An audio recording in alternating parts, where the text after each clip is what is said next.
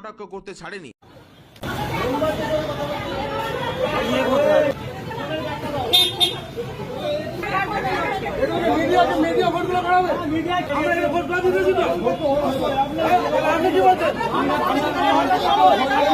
দিদি, রচনাদির সামনে চেঁচামেচি করতে দেখা গেল, রীতিমতন বিক্ষোভ দেখাচ্ছিলেন, কি সমস্যা?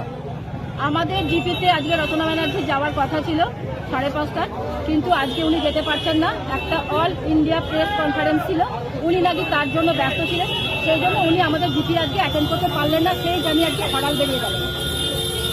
তো আপনারা চেঁচামেচি করার কারণ কি? চেঁচামেচি করে আমাকে জবাব দিতে হবে তো। আজকে যে প্রত্যেকটা মানুষের কাছে আমরা গেছি যে আজকে আসবে, আমরা প্রচার করেছি, আজকে মাইকিং হয়েছে, তাদের কাছে আমরা কি জবাব দেবো?